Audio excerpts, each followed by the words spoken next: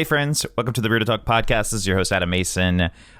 Just wanted to give you one quick announcement. If you're new here or haven't been listening for a while, we do free workshops to educate all people in our Facebook group that is free to join. togfb.com will get you there easily, or you can just search for the Bearded Tog podcast on Facebook.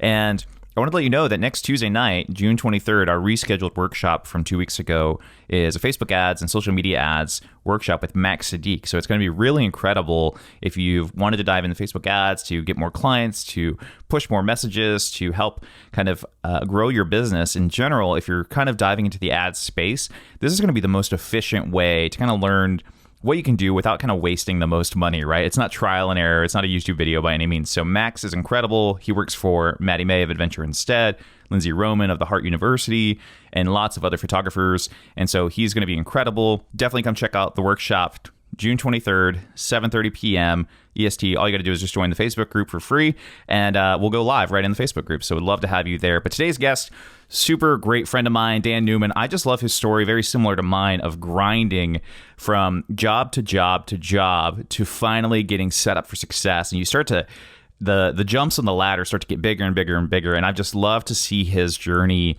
go from all of those, the way he got to see and inspire me along the way as well. So love Dan Newman. He's incredible. He's now the digital content director for Matchoom Boxing and just an incredible content creator, filmmaker, photographer, etc.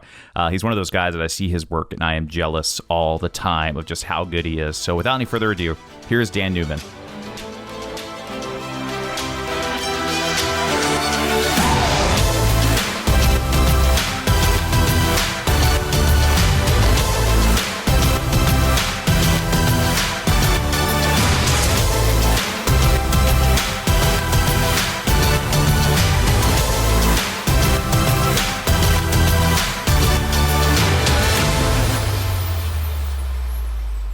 Dan, so I was kind of going back and looking through everything I had, everything I knew about you, looking at your Instagram. I do a little bit of like just refresher before I chat with people.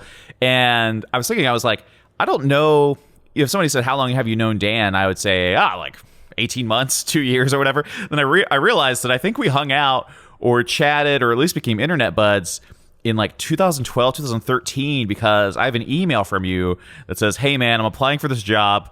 Tell me which of these two videos you like better. And I tried to look at them and I couldn't watch them. It was insane. I was like, what in the world? Yeah, I don't know that. I mean, it does feel like just yesterday that we connected, but looking back, it really has been 2011, 2012, back, I think through Valley Forge, mutual friends from Valley Forge and internet people, maybe like Brian. Yeah, exactly. That's what I originally had thought, and I think it was one of those 6 degrees of Kevin Bacon, but now you know 2 of the degrees. So it was like, oh, I know Dan and Steven and Brian, and I was like, okay, I kind of understand this trifecta, but they're just all from different spots, and I don't think Steven and Brian know each other, so it's like this weird thing. Yeah. So it works out. And I don't know what videos those were, and whatever they were, I don't know at that point in time if I got hired for that job.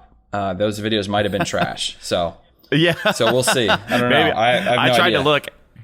It was like there was you were so good about it too. You were so thorough. There was 2 YouTube links, and of course those were dead. And then there were Vimeo links. I was like, oh, let me go check these, and they were dead too. Even though you gave me the password, and I was like, he took them down. Of course, storage, like you don't leave these videos up forever. No, 7 years. I don't think that's especially if they're not good. No way. Yeah, exactly. They're not related to what you're doing now, but. And I found our worlds kind of collided. I need to have him on if I can. He's a huge guy. I saw a guest post or 2 guest posts from on Scott Kelby's blog, who, for photographers who don't know, Scott Kelby was like, he's one of the guys, the original photography educators for digital. And I learned a lot from him, just his videos and YouTube channels and stuff like that. And so I saw you did some guest posts for him, and that was really cool. Yeah, that was kind of the sort of real come up of my freelance career, like where things kind of picked up properly. And I was starting to get recognized for the waves I was making as a freelancer. There was like 2 successions of my freelance stuff, which was like early 2011, 2012, and then again in 2016. because I did some full-time stuff in between there. But yeah, Kelby, those guys, they reached out to me a few times. I've done 2 guest posts with those guys, and really kind of just touched on my story, more or less. That's really cool. You said something there that I just wanted to get right into.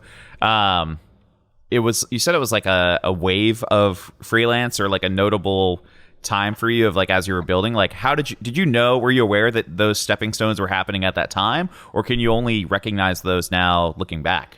So I recognize those looking back. Hindsight is 20/20 always, and seeing at the time when I went through my first freelance phase, I thought that was it. I thought I made it. I thought it was hot shit, and I could not be more wrong, because it was, there were trials and tribulations and things I was going through. I had like a year of kind of rough and tough, trying to just take on whatever job I could, and then that led me into a really big opportunity with a global brand. Worked for them for about a year and a half, and I was like, okay, cool. I'm making more money than I ever would anywhere in my mind at 23, 24 years old. And then reality struck, and money runs out, and clients don't need you 24/7. And there's stuff that you can capture and will capture, and eventually there's going to be stuff like they're going to run out of stuff for you to do. As with any job, unless you create something for yourself to do. But there were so many degrees of separation between myself and the client, because there was like a agency in the middle, where it was just like the agency reached out like, hey, we need this. Cool. Silence. All right, now it's time to go. Cool. Okay, great. Deliver. Or go shoot, deliver, and then radio silence for a month. And then, but it happened so regularly that I thought it was like secure, but it was not. Yeah. Not at all. Like something will pop eventually, but it never did. Yeah, exactly. Yeah, that's for a lot of our photographers, I feel like, especially in the wedding and event world, we're used to doing things ourselves, but they don't know how the kind of like agency world works. And I've been hired by an agency a handful of times, and usually based on a recommendation, right? Because my portfolio does not scream agency, at least online. And you kind of have to know, hey, Adam can get this done, or hey, this would be a good thing for Adam. Or, oftentimes my pigeonhole thing is brands that want marketing level images of events. And I'm like, okay, that's what I specialize in. Like, I can make that happen. I can make these 3, John Does look like they're having the time of their lives at your event to help you, sell tickets. But other than that, like, what's that like for, at least for you at that time? Are you, is it the equivalent of like when photographers say they signed with an agency, or is that just a good relationship and they say, hey, you're our main guy? Like, were you assigned to one client? Like, how does that process kind of work? I'm kind of curious how about that workflow. Yeah. So it was all happenstance, and it was me happening to know someone who knew someone at this agency, and the agency happened to be handling a larger client. So it was very, they were in need of someone to create and film content, film and shoot photos of their, basically of their factories, behind the scenes, internal stuff. They had like meetings, kind of expos. I would basically be kind of responsible for all content creation on the internal side for Mars Chocolate, which is a company. Mars Chocolate, who does M&M's, Snickers, Twix, Skittles, all those crazy candy companies. But yeah, as far as my loyalty to them, I wasn't signed to them, but it was kind of just we're going to use you as long as we need you, and we're not going to go to anyone else unless you make unless I decide that I want to stop working with them. So it was kind of like, it just had a natural fade, more or less, where it was like, all right, well, there's not really any more content we can capture, but they were trying to put me onto things before we like parted ways. They were trying to put me onto things and like come up with creative ideas for me to go film. I was going to go to 10 countries in 16 days and just go film kind of ad hoc on the street and get shots of just randoms, just people, gen pop, grabbing candy from stores, from street markets, whatever, and just kind of like culminating all that footage into like one solid piece, kind of showing the global awareness or global reach of the brand of Mars Chocolate. Sure. But there was some crazy conversations with crazy money, and then it just all naturally fizzled out, and then reality struck, and I had to go actually get a full-time job.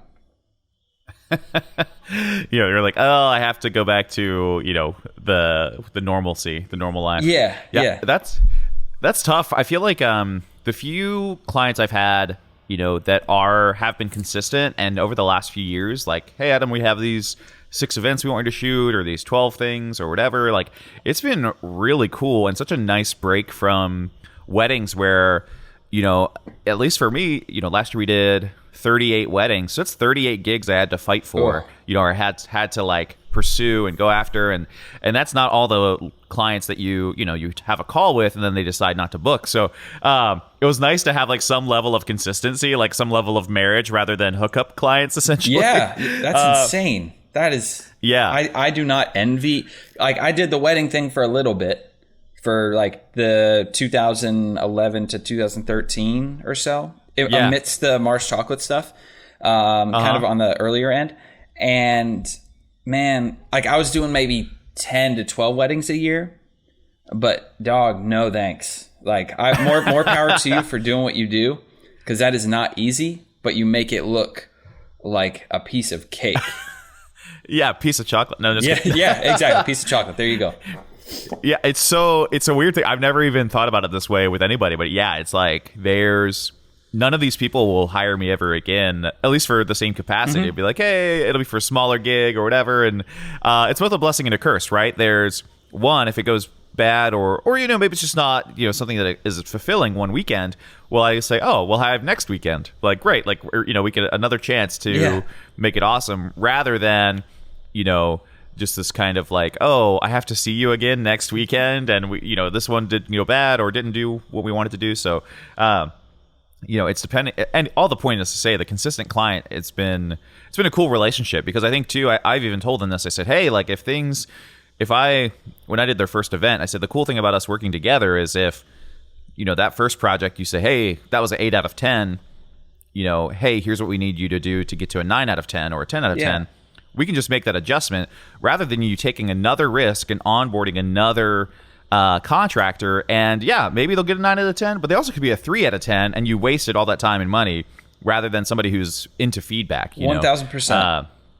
Which I think people don't realize, like that's a long-term relationship, and that's why like my wife always makes fun of me, but you live in New York now, so you'll get this. My wife was like, when we first started meeting, I'd be like, oh yeah, I know somebody that can do that for us, or hey, I know the place for like this particular sandwich or food or whatever. And she was like, it always sounds like you've got a guy for everything. And I was like, yeah, that's probably my life. Like, I like that. It's good to have a guy. It's good to have a person that you can trust. And like we brought on a new designer contractor who was a referral from another person who I wanted to work with. And I was like, okay, well, if she's recommended, I'll try her out. And she's been stomping on everybody. She's incredible. Like, she is so good. And I'm like, okay, I'm just going to give you more work because I like you. And like, you're now my guy or my gal. Like, her name is Kayla. She's incredible. And you find something good and you just want to roll with it. And she's down with feedback. And I don't know, it gets me really excited. Whereas a lot of client relationships, man, this is not supposed to be about client relationships, but that's good. It really can be,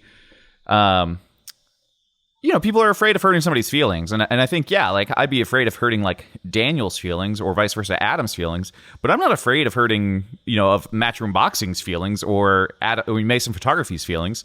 Like those are businesses and we need to have feedback and we need to have, client surveys and whatever. And just like, hey, tell me what we would like better. Yeah.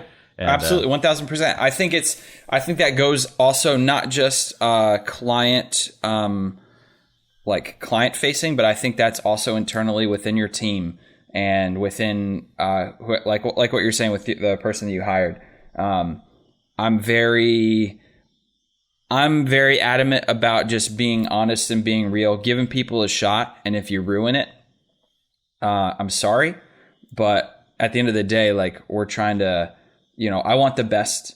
We all should want the best for ourselves. And from my end, like, I was doing a gig yesterday, and it was just kind of, you probably know the person. I'll talk to you about it later off this, but it was one of those things where it's like, I just jumped on there, did what I did, and I don't know if it was an 8 out of 10. I don't know if it was a 5 out of 10 for what they wanted, but I gave it my best and then made it clear to them, like, hey, I'm open to feedback. I'm not like, I have a skill set. I do what I do, but I'm also malleable and willing to make that a 10 out of 10 next time. Whatever you want, whatever you need. I want to be the guy, and I can be the guy.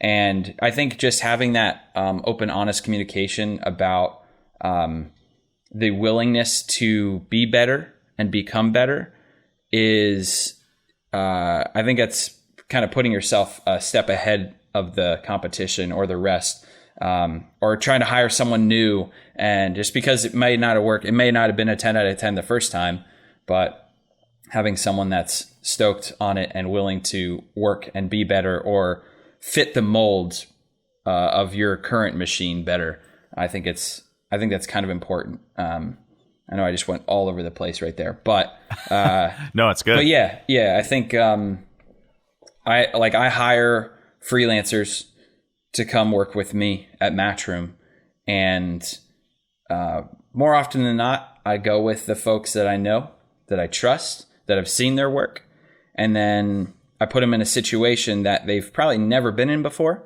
as far as like high pace, intense, like quick turnarounds, like pretty high demand jobs that are like continually like 8 to 10 hour days, 14-hour days, all depending on what's going on during the week. And some people can handle it, some people can't. And then you realize like, it's also a matter of like, your work could be good, but it also, like, your work doesn't define you. And if you're a really hard person to be around and a really like kind of sour apple, negative energy, downtrodden, and kind of huff and puff around, then that's not someone that I'm going to want to have around or on my team.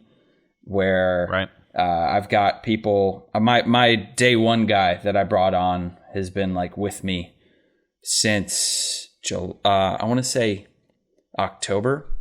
September 2018 as a freelancer, and hasn't left my side. Like, every show he's there. He's my assistant editor, second cam op.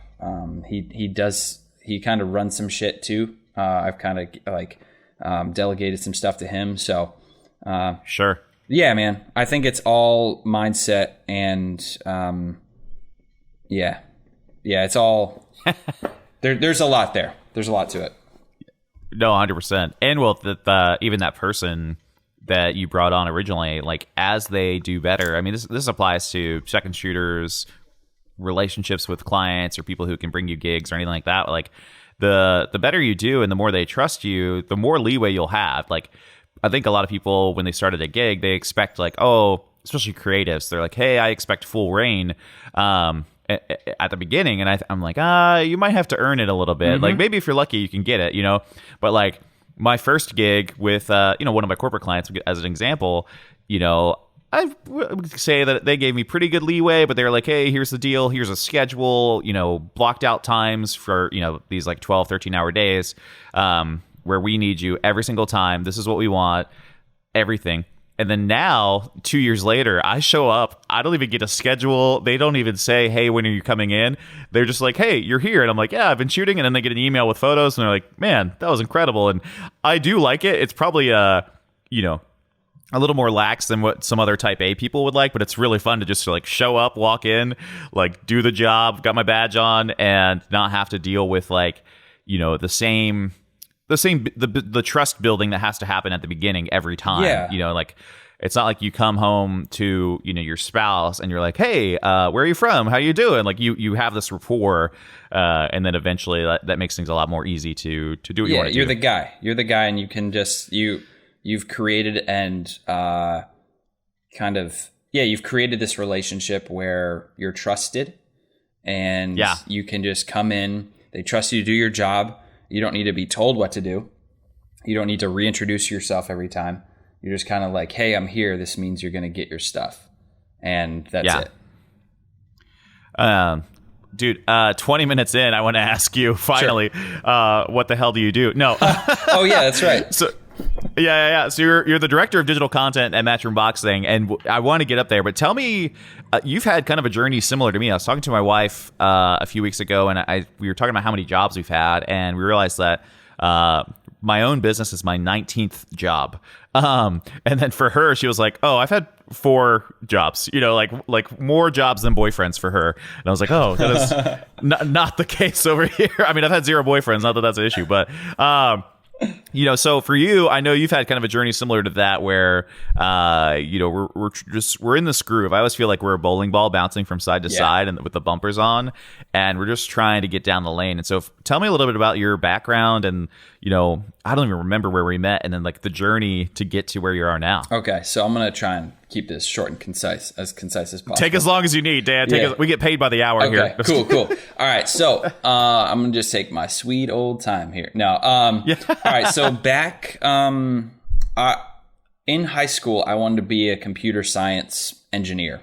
That's where like it all kind of stemmed from this like weird, like I was hacking computers, building machines. I wanted to be Edward Snowden before Edward Snowden was a thing. And within that time frame, I was also kind of just techie. So I had cameras around the house, in the house I grew up in. And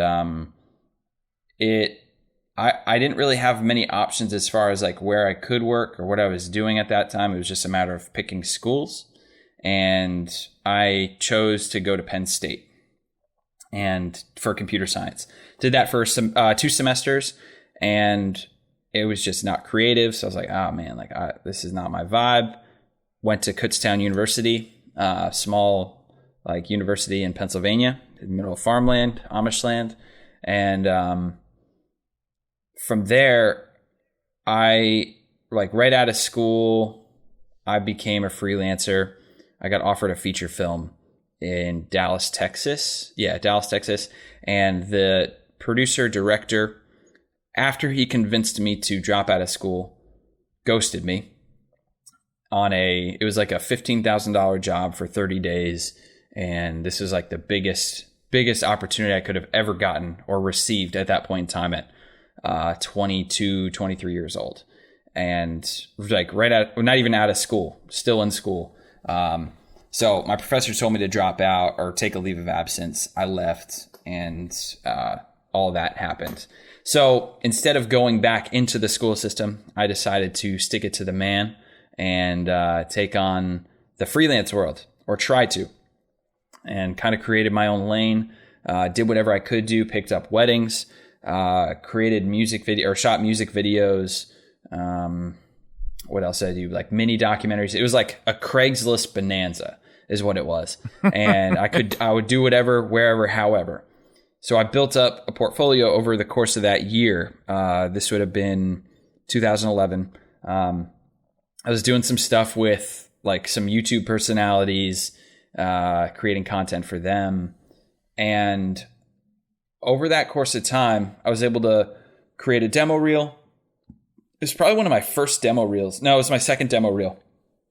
And I had a meeting set up by my aunt, who was at the time, she was a VP of an agency or company. I'm not sure exactly. She basically was responsible for placing the items in a store. And there was like a reason behind it. Like statistically, like you're going to put the candy bars right in the center of the aisle here because this is the pickup rate or whatever. So she's like responsible for putting products in the stores and placing the products. And she did that on a national scale.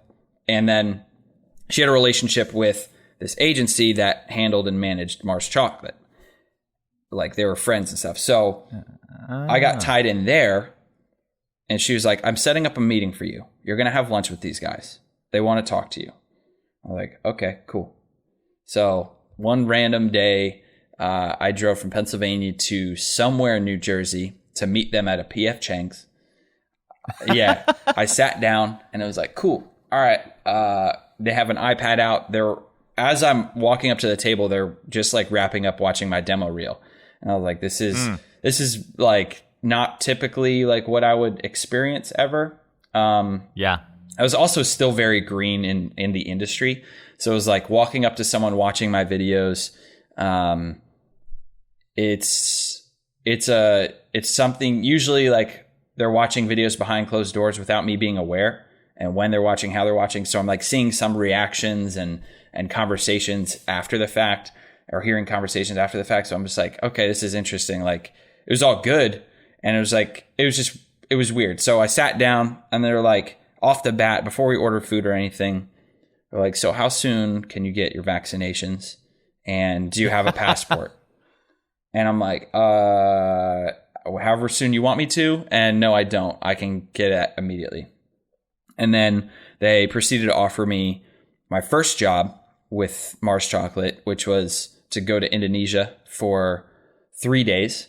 It was a 9-day trip, but 3 days of filming, 3 days on the ground. And it was for the same amount of money. So for those 3 days of filming was the same amount of money that feature film a year earlier was supposed to pay. Wow. Yeah. So it was literally like calendar, like it was the same exact time frame as far as when the feature film was supposed to happen. It was April, May of 2011, and then April, May 2012. So it was a lot of good timing because it allowed me, in my opinion, right out of school, I did not belong going to shoot some documentary feature behind the scenes of a movie. I'm sorry. Right. I was not, I would have not deserved that.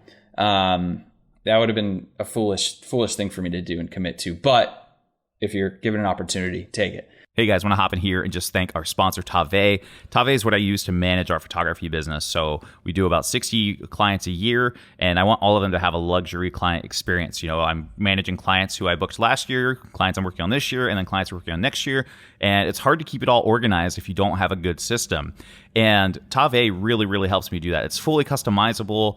It's really advanced, and it just helps me take the guesswork out of my business. So like managing inquiries and knowing when there's going to be lulls in inquiries with like the news and stuff that are happening right now, and when inquiries are going to go up and when they historically go up and where they come from, tracking where all the leads come from, all that stuff. Tave just really, really helps me. Also too, all the dumb stuff like invoices, quotes, and payments and galleries and just stuff that you don't want to manage. Tave manages that all. They even have templated emails so you can just start and just customize it a little bit, and you don't have to spend so much time running the business, and it's just made it really easy for me. Also too, I can run it from my phone, so they just have a little web app. It's so easy to send contracts, everything over the phone, and make sure that my clients feel taken care of and that we can book them. It's been really, really cool. It's also really fun to track my progress. Now that I've used them for a few years, I can track my yearly progress and like, oh, did I meet my revenue goal? Did I, do better than I did last year? Did I grow? I've used Tave for years now, and it's changed my business forever. And they're going to give you guys an extra 30 days for the free trial. So normal people get 30 days, but Bearded Tog listeners get 60 days. That's 2 months to try it out, set it up, and get your life back. So head over to thebeardedtog.com/Tave, sign up, get your extra special 60-day free trial today. And that's thebeardedtog.com/TAVE to check out Tave and get your life back today. Thanks to Tave for sponsoring our show. So with Mars Chocolate, I had some opportunities to I had a year and a half behind the camera, kind of independently figuring out how I was going to do things, how to shoot, knowing my camera systems to some degree. And they sent me off and then did that gig, went really well. And they continued to offer me jobs month to month. And it was like I was going into factories, sharing stories about the employees that are behind the lines, like that are in charge of, bagging and tagging and making the chocolate, and like just like everything, literally all levels of the business. And then on top of that, I would go to these like these expos where it was all these internal celebrations where they'd be like, this is what we did this year, and this is what we're looking at doing this next year, and team building exercises and all that, and make like hype videos for that. But these are all very internal. So I did that, a lot of that. That was cool. And I did that for about a year and a half. And it started like just drying up. And like, as I mentioned earlier, it's like, okay, this is kind of getting sketchy. And I was counting on Mars chocolate money forever, which is foolish as a freelancer. You can't ever count on anything. You should not count on anything. But I was like, okay, well, I have to start applying for jobs because this is kind of getting scary. I need security. And when you're getting paid Mars chocolate money, it makes the really like hustle and grind of really low budget music video money look like garbage. And like you kind of sets a value, like you have a value now, and there's someone that values you at a certain price. And if I'm not at that price, I don't really I don't know. It's kind of like, what am I doing with my time? So what Mars Chocolate did was they basically kind of put a price on my head as far as like what I was worth and valued at, so I could use that to shop around for a full-time position, doing what I was doing for Mars Chocolate before, whatever company that was. And I had a multi-level marketing company from Florida. I was in like the final hiring stages of that at a company in California and the University of Michigan. Those were like my three options. I think somewhere in Texas too, but I don't recall what company that was. But I went with the University of Michigan, and this would have been 2014, I believe. 2013, end of 2013, or like early 2014. And I was the videographer editor for the University of Michigan Health System. There were only two of us, and basically running around the hospital, filming patient stories, doing like interviews with doctors, setting up web seminars, doing pretty much anything and everything as far as content goes. And I was shooting photo and video there. And that was cool. And then I tried to, it's hard to, I think you can make anything exciting if you try, but then if there's any sort of tape or red tape that you have to go through and hoops to jump through and people to please, and the creative starts getting ripped away, it's really hard to stay driven and invested in that.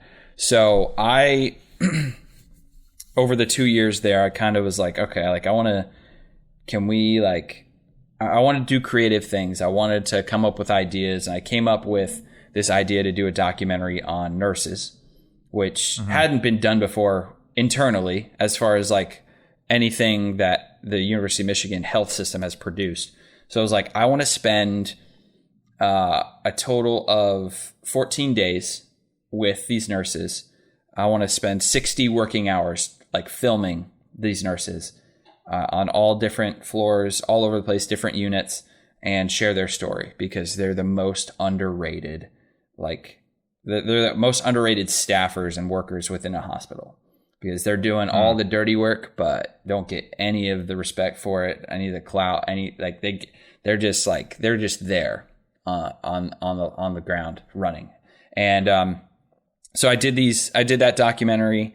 I did a PSA on organ donation, and within those creative endeavors, I was like, can we try and submit these for something, like some sort of awards, whatever. So submitted for the Emmys, regional Emmys in Michigan, and it was like the Midwest region.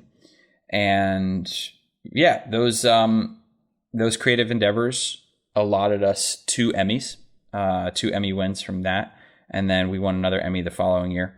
But that kind of scratched that itch of like getting past that red tape and doing something creative within a not super creative field. And I feel like I kind of made my mark there.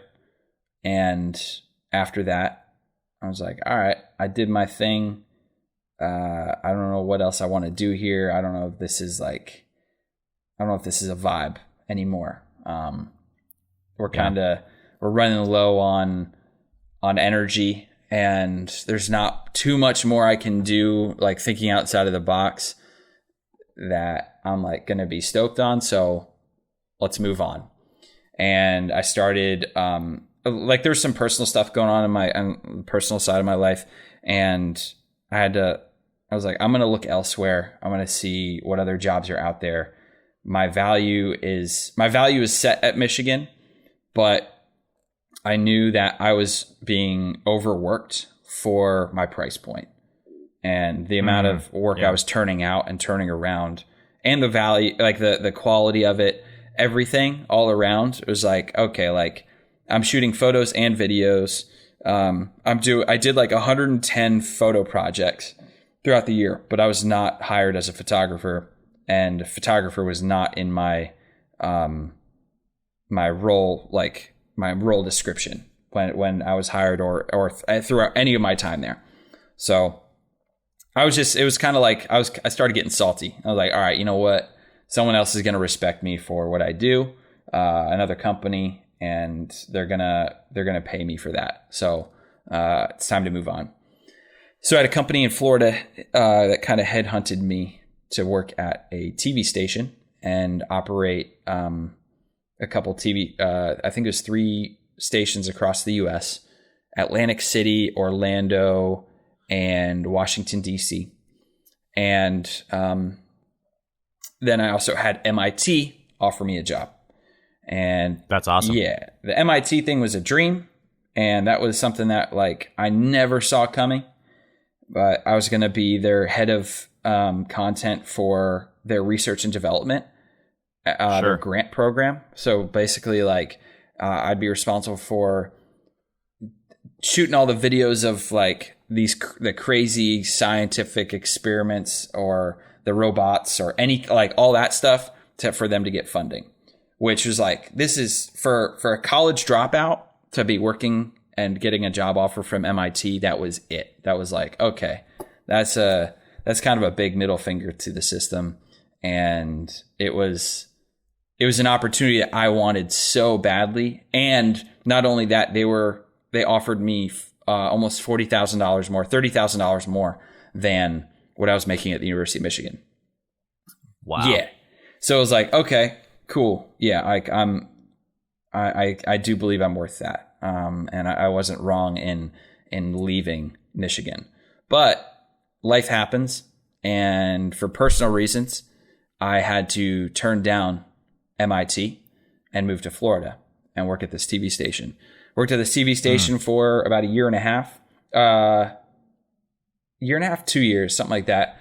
And all I was doing was just placing like run orders for shows. And it was really, there was no creativity, none at all. So I was like, okay, what am I doing here? What is going on? I don't, so I started getting this itch where I'm sitting behind a desk. All my work at that job was done within the first hour or two of my day. So I spent the following my previous employer is probably going to, throw some mad shade at me, but I spent the following 7 hours of those days, 7 hours of those days between, we're talking probably like 10 a.m. to 4 or 5 p.m. brainstorming and figuring out ways to exercise my creativity outside of work and researching things, planning things, networking, just everything I possibly could. Because I was in a new space. I was in Florida and I hadn't lived there before. And that is where, I would have lengthy conversations with Brian Minear. And, we've had so many ideas throughout the years as far as like, we should do this, we should do that. We should do a road trip across the country. And like, this is like when Kickstarter was hot and we could get funding, quote unquote funding for anything. So, during my time there, I basically spent a majority of my work days, my evenings and my weekends trying to scratch that creative itch because I wasn't getting it scratched at my job. And I was like, all right, I got to figure something out here. So I'd pick up music video gigs on the weekends. I would fly out to New York. I'd fly out to Boston. I would drive up to New York sometimes, which is when I believe that might have been one of the last times I saw you. I think, yeah. And we took photos that one day. Yeah. And yeah, like I tried to kind of start recreating my own lane, similar to what I did in 2011, where I was like, dropped out of school. I was like, okay, I got to figure this out. I was now in Florida doing a job that helped me feel secure, but also figuring a way out of like, okay, I really need to like exercise what it is that I want to do. And I had a lot of opportunities, kind of a lot of things unfolded for me within that. And talking to Brian, we set up this like brand deal trip where it was myself, him, and two other creators, and then we had another one join us. And we got a deal with GMC trucks and a few other companies. And we went out to Yosemite for 4 days, and just shot the lights out and did everything we possibly could. And leading up to this and the prep and planning for this, I was like, I'm done. Like I'm checking out of work. So I gave my 2 weeks notice right before we left for Yosemite, took on Yosemite, and then I was like, all right, I think I can do this. I then proceeded to go on I think right before Yosemite, I did like a weekend short run tour with this band called Carol Hood. And I paid for that myself out of pocket. I think I paid like $600 to go to Orlando, Atlanta, and Nashville with them, and then turn around some daily content. I was like, all right, cool. Did that, plugged that, kind of started networking there, did the Yosemite thing. And then I got an offer to go shoot and film on the road with Under Oath through the Carol Hood Connect. And then that kind of just opened the doors for my music endeavors. And I started touring with Under Oath. Through Under Oath, I met Father John Misty, toured with Father John Misty. Then along with Father John Misty, I met Lucius and Rostam, who's like ex-Vampire Weekend. And I toured with these people all over the country, all over the world. Did that for like 2 years, something like that, around 2 years. Did documentary for Under Oath, their latest studio album. And yeah, just kind of like a lot of things just unfolded naturally, but there was a lot of work that went into getting to that point and creating those opportunities where I could and finding a need and a niche for myself. But yeah, that's kind of what happened from there, from touring. When I was off the road, Matchoom Boxing, the company I work for now, they're a UK based company. They asked me to come film a promo for them for a fighter that was here in the States. I was like, yeah, sure. They didn't know I didn't live in New York, but the fighter was in New York. So I was like, yeah, sure. Here, this is the budget. This is what I can do. This is how much it'll cost. This is the turnaround. I'll give you 9 videos. You'll have those 9 videos a day later, 2 days later, right after the shoot. And yeah, this would be great. So we go through everything, go through the motions. I get in advance. I fly up. I book all my travel, book everything. I stayed with friends here in New York. Just made it as cheap as possible on the back end, and made it work. And they're like, "Oh, wait, you don't live in New York?" I'm like, "No, I'm flying from Tampa. I'm willing to do whatever it takes to make this happen, to work with you guys. Like, this sounds cool. This is a cool opportunity. This is the first time I'm ever stepping into a boxing gym, but I'm like, yeah, let's do this. And yeah, it was terrifying. Lo and behold, like, this is a guy that I work with quite frequently now, but it's like middleweight champ of the world, or ex-middleweight champ of the world, big time HBO. Like, this guy was legit, and I had no idea who he was, because I'm just like this naive kid coming from the music world. And yeah. So I made a good impression there. I came through with my deliverables and time frame. Everything happened. I was flexible, and that was wild. That was like my first like really kind of go at. It felt like the closest thing to what I was experiencing with Mars Chocolate on a larger, more global, big picture scale.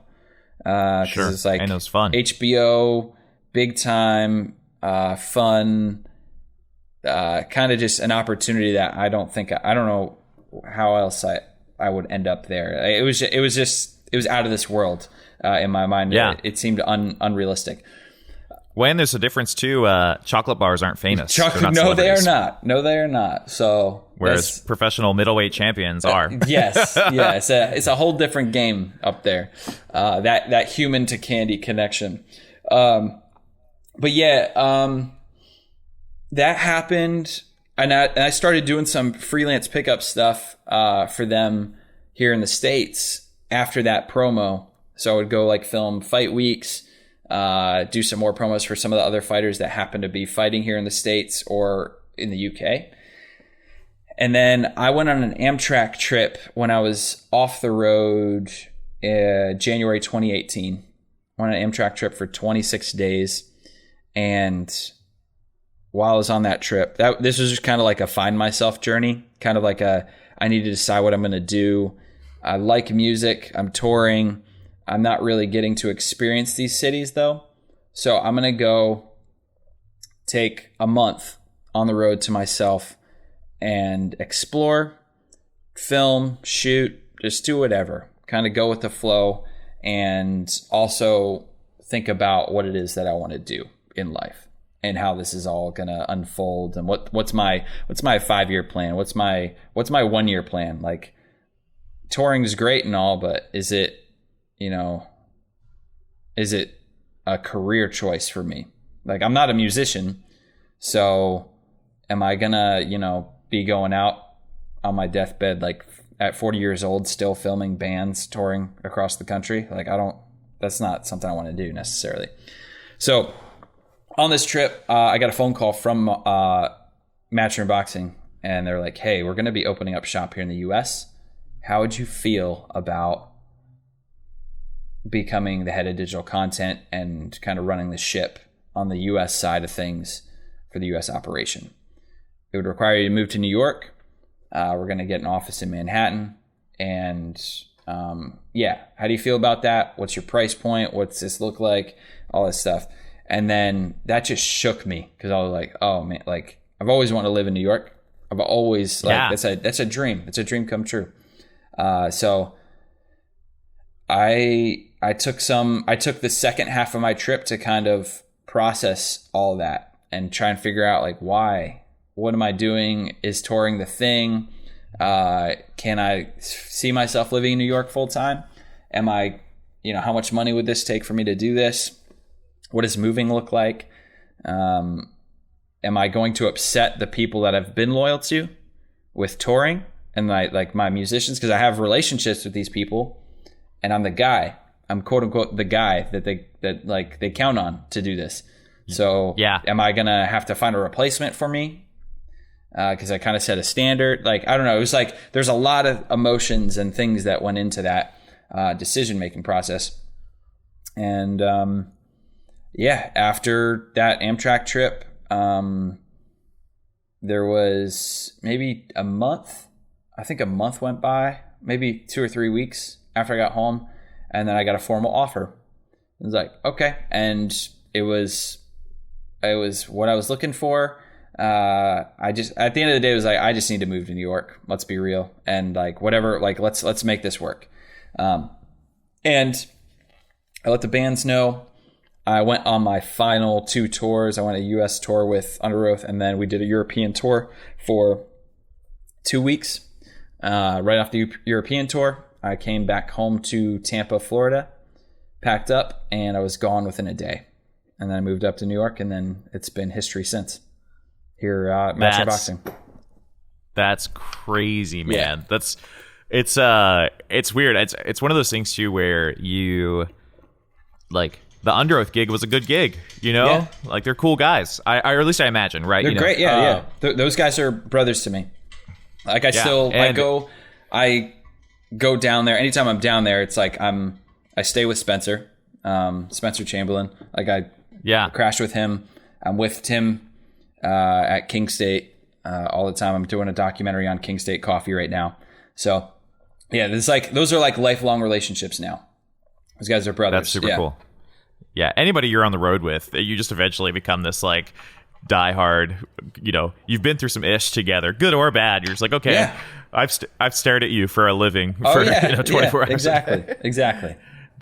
That's cool. And then at Matchoom, you know, I've seen a lot of your work just because now our worlds have kind of collided, and you know, you've helped them kind of be like, hey, we should put out better and more YouTube content, and it's been very obvious. You know, I'm like, okay, yeah, this is great, and I love what Dan's putting out, and then boxing has gotten more famous.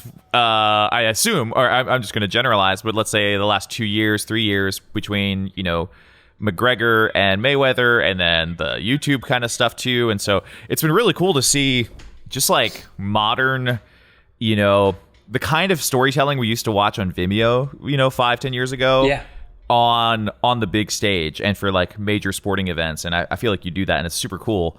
One of the things I had heard you talk about on another podcast was just like the volume that you guys put out on Fight Week, and it makes sense, you know, like, hey, we're gonna put out, you know, an Instagram teaser, we're gonna put out a YouTube teaser, we're gonna put out, you know, a 15-minute doc, we're gonna do this, but the reality is like you're putting out, I think the number was something like 250 pieces of content, you know, during Fight Week, or a day, or I don't even know, just insane.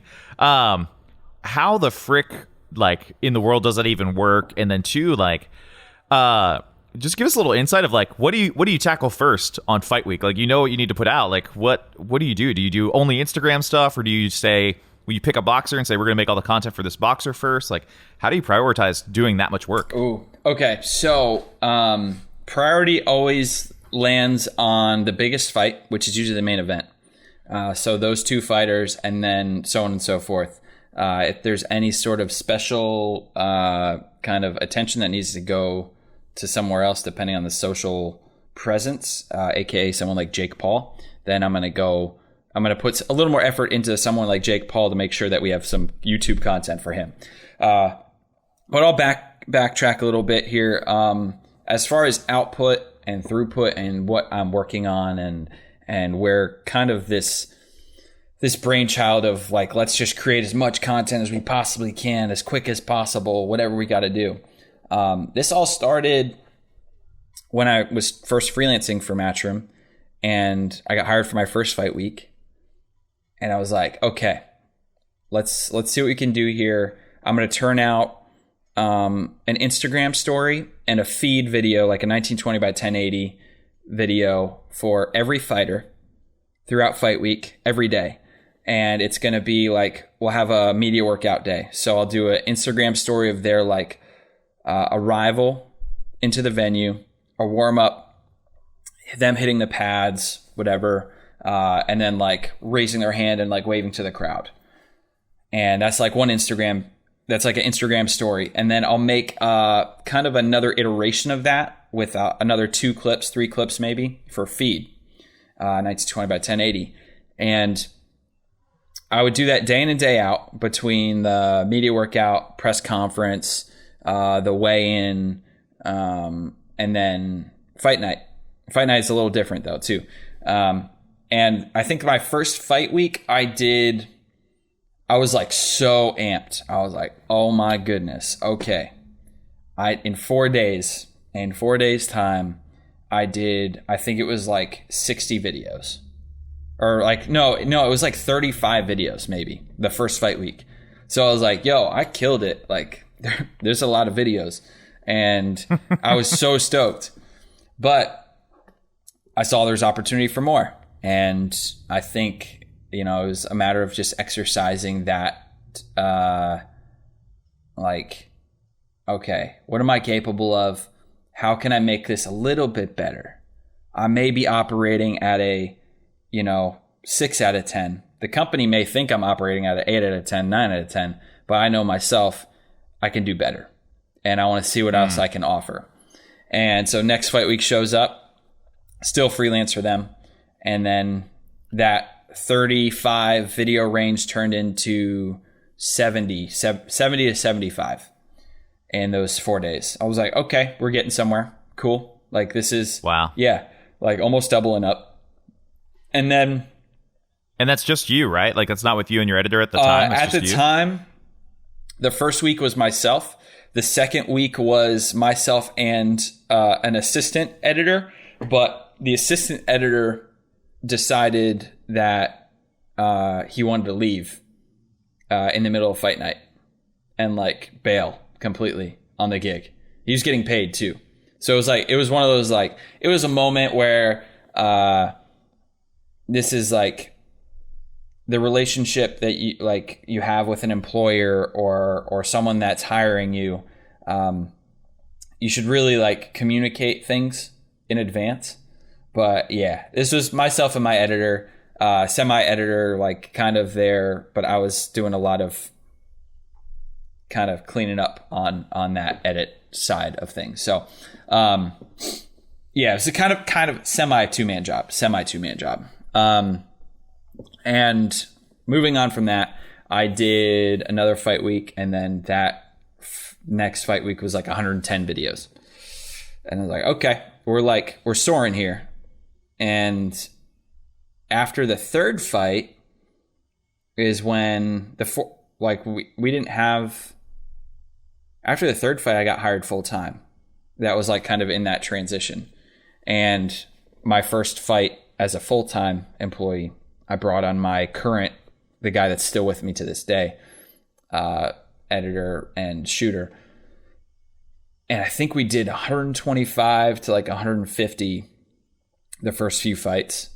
And then depending on the client, or not the client, depending on the context of the fight and how big the fight was and how many fighters were on the bill, we would kind of just shoot for the stars and turn around 30 to 50 videos a day, sometimes 75 videos in a day, 80 videos in a day.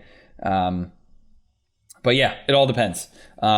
So that's kind of some of the ideology about like the output, as far as like how much and the levels at which we decided to, or the way we decided to take that. And as far as what we decide to do and how we decide to shoot it now, it's one of those things where you have your event specific content, which is going to be a press conference, a weigh-in, a media workout, and then the fight night. Then there's also stuff that happens behind the scenes that people aren't privy to, that you don't really see publicly, more behind the scenes content that is exclusive to Matchoom. So we'll go around, film that stuff, like gloves meetings where the fighters are testing and trying out their gloves and picking which pair of gloves they're going to use for the fight. We'll do like site visits where we'll go meet with the soccer team and go through kind of meeting the soccer team, exchanging gloves and jerseys, like every little, like there's a lot of different things that we're kind of doing throughout the week, but those are just extra opportunities for content creation. But yeah, that's kind of more or less everything behind why I do it. And I love a challenge. I love a good challenge. And I think 2019,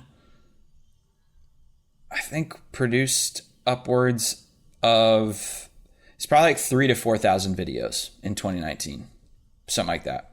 That's crazy. Yeah. What in the world? Yeah. Hi, guys. Just hopping in here. I want to thank our second sponsor. You guys know Photo Booth Supply Co. Photo Booth Supply Co. is an incredible photo booth company based in California whose sole goal is to help us, if you're listening to this, make more money. I have their new photo booth. It's called the Salsa, and it's leveled up everything here at Mesa Photography. I chose the Salsa because it fits my brand. They have a lot of photo booths to choose from, but for the Salsa, there's no printers, paper, there's no breaking your back carrying around a bunch of heavy cases. Like, the thing is slick. It's very impressive. Salsa is digital only, selfie style, and eco-friendly, which is really, really cool. It's all in one. You don't even need to hire an assistant. It literally takes 60 seconds to set up the Salsa, and the booth just runs itself if you want.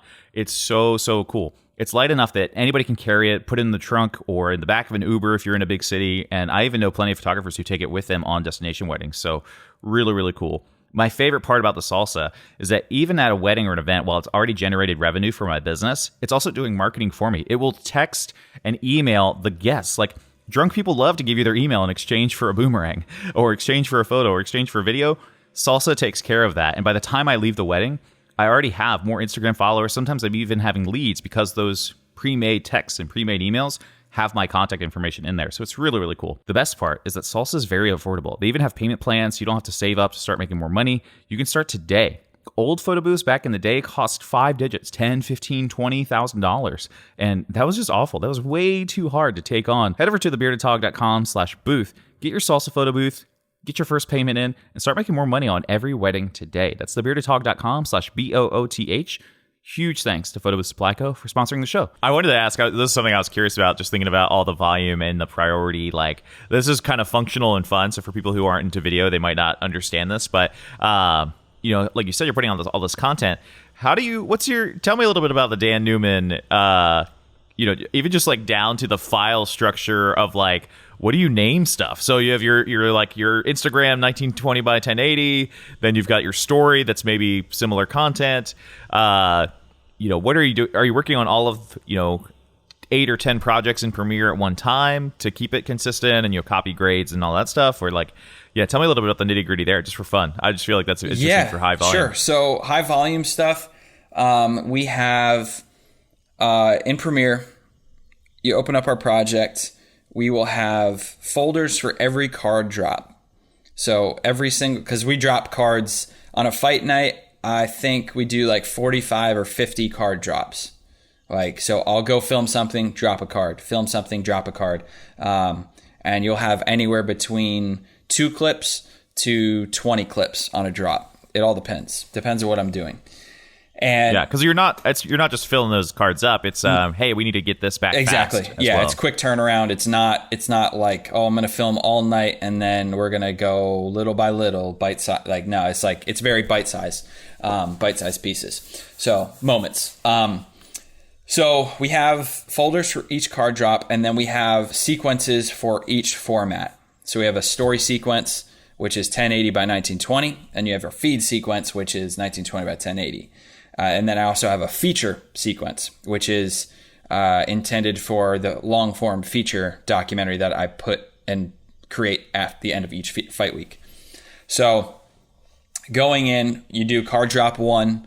I have this, if I posted a picture online, but I basically have this wall of sheets of paper with notes that I'm like a madman. I come in, drop a card, and then I write on this wall what it is that I just filmed, the shots I need. I want it to be 3-shot sequence, a wide of the room. The fighter does something interesting here on this shot. Give me a close-up on the hands, or the tapping of this guy's feet. And someone in the background says, "What's your name?" And then he says his name. So we're kind of like, just, there's so many different layers. So I write that on the wall for my editor. He runs through it. And he has his notes to reference. And then I go off with another memory card and go film some more. So that's like that quick process there. I'll also then write on the wall, I'll write if it's a story or a feed video. And like, I'll do an S with a circle or an F with a circle. And Sometimes it's only a story that I want. Sometimes it's a feed video that I want, all depending on the content and the personality behind, like, who, or the fighter. It all depends on the fighter that I'm capturing. Because some of the guys, I'm going to get as much content as possible, story and feed. And then these videos, like, they'll perform better on one or the other, or it won't really matter as much. So yeah. Yeah, I'm trying to think what else. That's so much. I love that, dude. Yeah. That's you got to have like some kind of system, for sure. Like everything is a system, which, granted, it's definitely going to be fast. It's definitely going to be hard. The expectations are high. We want quality and speed. And, hopefully like that triangle, it's not cheap, right? Yeah. But, at the same time, it's, you're able to, that 4 to 6 fights are going to happen in the main card or whatever. Maybe there's prelims, like the fighters are there early anyway, so you can get footage, and like you've gotten in the groove, I imagine, after doing this 18 months, 2 years, to where you kind of know going in, other than like maybe a new venue where like, oh, this looks cool, let me get some context or whatever. Yeah. I want to ask you, just kind of wrapping up, for a guy who has gone through the journey of kind of all these positions and all these jobs to get to where you are now, looking for something that I think was like equal parts exciting, fulfilling, and financially good. Like, I think that's where Matchroom Boxing, as far as I know, like that's everything else might have tapped on one of those things, but maybe didn't excite you as much, or, again, the bowling analogy, you're just like, okay, all right, that's good, but all right, can we level up on this thing and see if we can really find what feels like a good fit? At least from the outside, it looks like a great fit. But for somebody like you, like what advice would you give for people who can people still create, a space for a job in certain industries? Because I feel like you basically created your job at Matchroom and showed them the value. Like, is there still space to do that for other creatives? And if so, like, what's your best advice for them? So I think there's definitely space to kind of create your own lane. It just takes a little bit of extra thought and creativity, some intention, where you have to, it's not going to, right now in today's day and age, it's like just media focused, everything photo, everything video. So a lot of the main kind of mainstream bases are covered, and the people know what they want, whatever. But I think that there is value and there is opportunity out there for someone like myself, or let's say a 2016 or 2011, 2012 version of myself, to find a job and find a role in which I can offer a company something they don't have. And I do think that's definitely possible. And I think it's just a matter of finding that lane. So like, I would say something like, just find a company that needs content, that may not be thinking content forward, like, or content focused. Like they're more concerned about their company and their brand and selling whatever it is they have, but they haven't thought about their social presence or video content or photo content because they just couldn't be bothered with it. They're more so focused on refining their product. I'll reference like a wine company, and if you're gonna like that's a kind of a niche lane, but a lot of the wine companies out there aren't really super like, oh, video this, video that, photo this, photo that. But if you look at it, it is an absolutely, like, it's a truly beautiful craft that would benefit greatly from having some sort of video and photo presence within, like, to kind of represent their brand. So if you can go out there and then somehow convince, which shouldn't be very hard at all, but convince the small mom and pop wineries, pick up one to start and show them what it is that you do, create some content for them, and what, depending on like if you're at like a beginner level, like that's something you could do. But also if you're at like a, on the professional end where you've been freelancing for years and you're just trying to like find something that you can stick to, and like consistent work, then see what you can do about like offering them packages and saying like, I can be your guy and I can handle and manage your content and create content for you for X amount of months or a year or whatever. And you'll have this, I feel like there are lanes that you can create. You just got to create it with it, literally. And, there's opportunity out there, and you can pick up one winery, you could pick up a couple, and then just be the guy that does the wine videos. You could be not does wine videos like Gary V does wine videos, but like go out there and film those wine videos. And, like whether that's, on the ground with them in the vineyard or in the cellar, going through whatever processes they go through, tutorials on, how to crush grapes, like what their process is like. There's so much out there, and the wineries, like there's money behind that.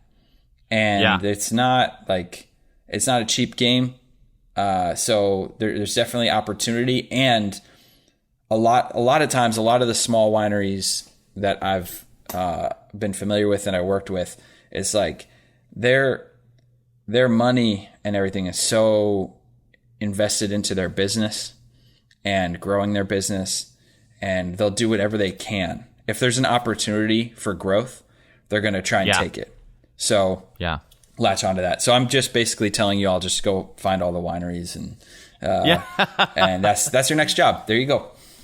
Well, I mean, that's the reality, and not to belabor this point, but it's like if you think of an industry or whatever, or these other small but large, medium-sized businesses, and you just ask yourself like, what do they want? And so like, we'll use wine as the example. Like obviously, they want to make more money, they want more attention, they want to create. I think the first end of the funnel, benefits businesses by making it as large as possible, right? So like you and I, we don't have billboards for what we do because we don't think that that's going to help us. But for Coca-Cola, it's a fraction of, their budget, and it's going to help a fraction more, for brand awareness and stuff like that. And like wine companies or any industry, like they're going to want that. And, being able to dive in there and say, all right, what can I do to help you promote this and look good and look cool? Like, what's your branding? What's your value? Like, and even what you said about creating resources or like diving into other parts there, I always describe kind of video folks who work in like small business world as a visual SEO. Yeah. Like you're answering the questions like, let's make a video like the top 10 grapes for wine, or hey, like answer the questions that people already have about that industry. So for wine or photography or video or whatever. And I think that'd be cool. I mean, if you didn't work for Matchoom Boxing, I'd say, hey, you need to make these videos on boxing. Like how to throw a punch from this famous boxer. That'd be really funny. But, it's like it's just diving in and kind of thinking about the end in mind. And I think and rather than approach it, and I think that's the theme of everything we talked about today, is like not making it about you. And if you can kind of serve and step in that place and see what they want, or show them what they want or what they need and how it can help them, it can put you in a good spot, like it did for you in Matchoom. So I think that's really cool, man. Absolutely. Absolutely. Well, dude, I so appreciate you coming on and helping out and figuring out everything, man. Where's the best place for people to go see some of this awesome content, even if they're not boxing fans, and just come say hi to you, on Instagram or wherever you like to hang out? Okay, so I would say Instagram or Twitter, Dan Newman DP, and that's kind of where I chill. I don't really post too much on Instagram. I kind of keep it very portfolio based. And then I have Dan Newman DP on Twitter. Come say hi to me there. I'm probably more active on Twitter. And then if you want to like see my work, my day to day, and like my fight week content, you go to the Matchoom Boxing social channels. So Twitter, Instagram, YouTube. All the video content is stuff that I produce here on the U.S. side of things. Anytime we have a U.S. show, on occasion the U.K. But yeah, that's where you can find me. Awesome, man. Well, hey, thanks for being on. Thank you, sir. Appreciate it.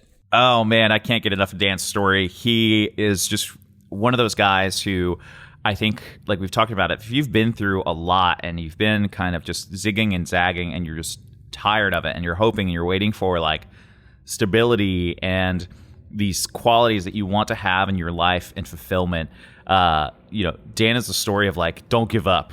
Like there were so many places where like he got the job at the TV station and so many people would be like, yep, that's my job. And they just stay there for 10 years and absolutely love that story. So really, really cool. Check out Dan. Go say hi to him on Instagram and check out the Matchoom boxing stuff. It's just really cool. And I'm not a huge boxing guy and it's just really fun to take a look at. So definitely go say hi to him. Tell him we love him. Go check out our sponsors, Tave and Photo Supply Co. Be sure to join the Facebook group, of course, togfb.com for all our free workshops and free content and community.